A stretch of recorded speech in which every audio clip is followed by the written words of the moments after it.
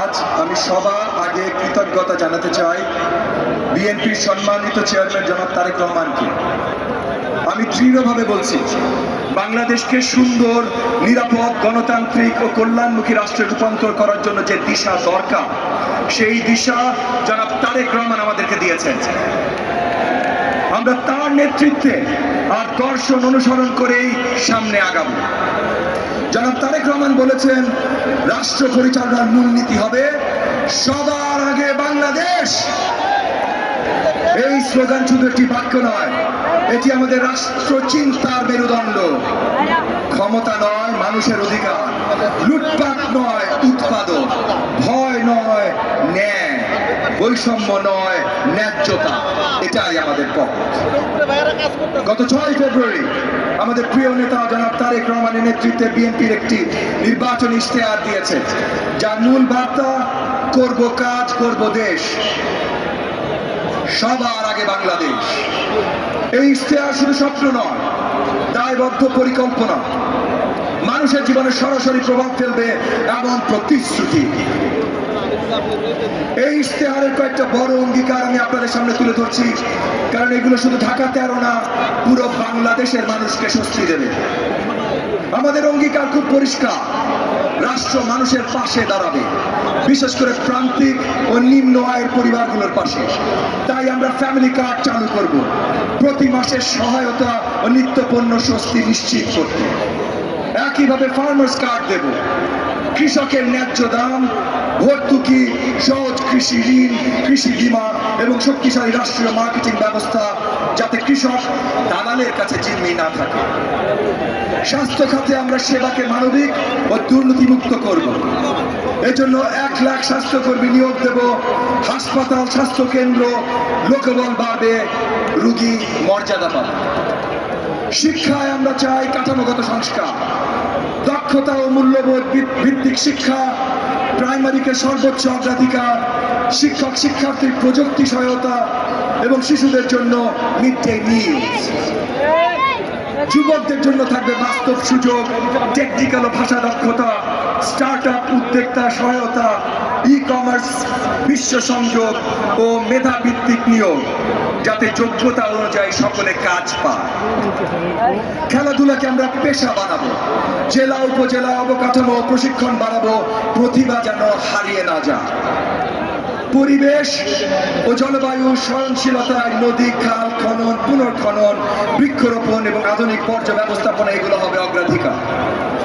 ধর্মীয় ও সামাজিক সম্প্রীতি রক্ষায় সব ধর্মের নেতাদের জন্য প্রশিক্ষণ ও সম্মান ভিত্তিক কল্যাণ ব্যবস্থা থাকবে, যাতে বিভাজন নয় ঐক্য গড়ে ওঠে। আর ডিজিটাল অর্থনীতি ও বৈশ্বিক সংযোগে আমরা এগোবো। আন্তর্জাতিক পেমেন্ট সিস্টেম, ই কমার্স হবে, ই কমার্স হাব এবং মেড ইন বাংলাদেশ রপ্তানি সম্প্রসারণ, যাতে বাংলাদেশ বিশ্ববাজারে আরো শক্তভাবে দাঁড়াতে পারে। এগুলো কাগজের কথা শুধু নয়, এগুলো মানুষের বাজারের থলে, হাসপাতালের বিছানা, সন্তানের স্কুল, যুবকের চাকরি আর নারীর নিরাপত্তা।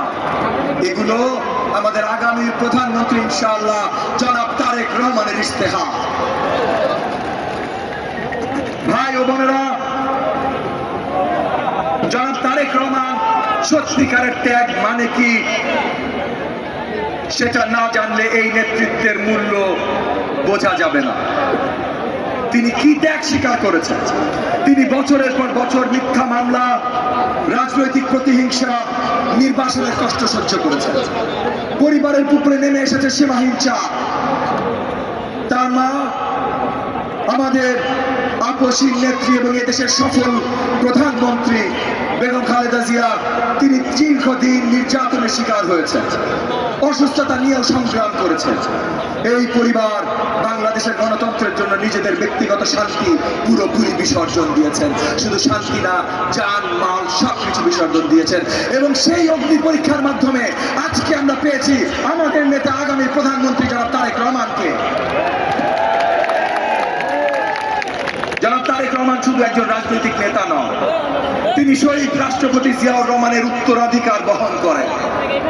রাষ্ট্রপতি জিয়া ছিলেন সাহসের প্রতীক, যিনি যুদ্ধের ময়দান থেকে রাষ্ট্র পরিচালনায় এসে বাংলাদেশি জাতীয়তাবাদকে প্রতিষ্ঠা করেছিলেন, সাধারণ মানুষের ভাষা, সাধারণ মানুষের আশা ভরসাকে রাজনীতির কেন্দ্রে এনেছিলেন। আজ জনাব তারেক রহমান সেই একই সাহস, অন্যায়ের সামনে মাথা নত না করার সাহস, সেই ধারায় বহন করছেন। আমাদের দায়িত্ব হচ্ছে সেই নেতৃত্বর হাত আরো শক্তিশালী করা। আমি এখন একটু আমার কথায় আসি। আমি ববি হাজ্জাজ, আমি একজন শিক্ষক। আমি রাজনীতিকে দেখেছি ক্লাসরুমের চোখে, যেখানে প্রশ্ন করা শেখাতে হয়, যুক্তি শেখাতে হয়, সত্যের পাশে দাঁড়াতে হয়। আর গত 1.5 দশক ধরে আমি এক কর্তৃত্ববাদী ব্যবস্থার বিরুদ্ধে আপোষহীনভাবে লড়াই করে এসেছি। আমি গুমের শিকার হয়েছি, আমাকে বন্দুকের নলের মুখে দেশ ছাড়া হতে বাধ্য করেছে। আমি দেখেছি রাষ্ট্রযন্ত্রের নির্দয় নির্যাতন, দেখেছি পুলিশের টর্চার, আর দেখেছি দলীয় সশস্ত্র ক্যাডারের পরিকল্পিত হামলা। সবকিছুই দেখেছি, সহ্য করেছি। অনেকে বলেছিল সমঝোতা করো, চুপ করে থাকো, সুবিধা নাও। আমি করিনি, কারণ আমার সামনে একটি শপথ ছিল, সবার আগে বাংলাদেশ, যে স্বপ্ন জনাব তারেক রহমান আমাদের সকলকে দেখিয়েছেন। আমার কাছে ক্ষমতা নয়, দেশ, পদ নয়, জনতা, ব্যক্তিগত লাভ নয়, জনস্বার্থ। যেই দর্শন আজকে আমাদের সামনে প্রধানমন্ত্রী, আমাদের নেতা জনাব তারেক রহমান ধারণ করে। ভাই ও বোনেরা, আজ আমি কথা বলছি মোহাম্মদপুর, আদাবর, শেরেবাংলা নগরের ঢাকা 13 এই আসন নিয়ে, এবং এই আসনের বাস্তবতা নিয়ে, যেটা আমরা প্রতিদিন হারে হারে টের পাই।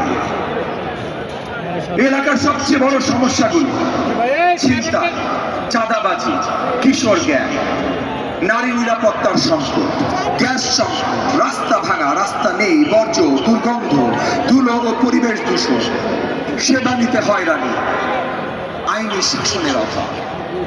আমি আজ আপনাদের সামনে আমার 9 দফা স্থানীয় অঙ্গীকার তুলে ধরছি মোহাম্মদপুর, আদাবর, শেরেবাংলা নগরের বাস্তব সমস্যার সমাধানে। এবং এই 9 দফা অঙ্গীকার তৈরি হয়েছে যে জবাবদিহিতামূলক গণতন্ত্র স্বপ্ন, আগামীর বাংলাদেশের স্বপ্ন, সবার আগে বাংলাদেশের স্বপ্ন জনাব তারেক রহমান আমাদেরকে দেখিয়েছেন, সেই স্বপ্নের আলোকে। আমাদের প্রথম অঙ্গীকার, এলাকায় শান্তি শৃঙ্খলা, নাগরিক সেবা ফিরিয়ে আনবে। চাঁদাবাজি, সন্ত্রাসের বিরুদ্ধে আমাদের নীতি জিরো টলারেন্স। এলাকায় থাকবে 24/7 অভিযোগ গ্রহণ ও ফলো আপ সিস্টেম। আর চাঁদাবাজির বিরুদ্ধে আমরা প্রশাসনের সাথে সমন্বয় করে দ্রুত অভিযান নিশ্চিত করব। কারো পরিচয় বড় কথা নয়, আইন শক্তভাবে মানা হবে। এখানে নিরাপত্তা মানে শুধু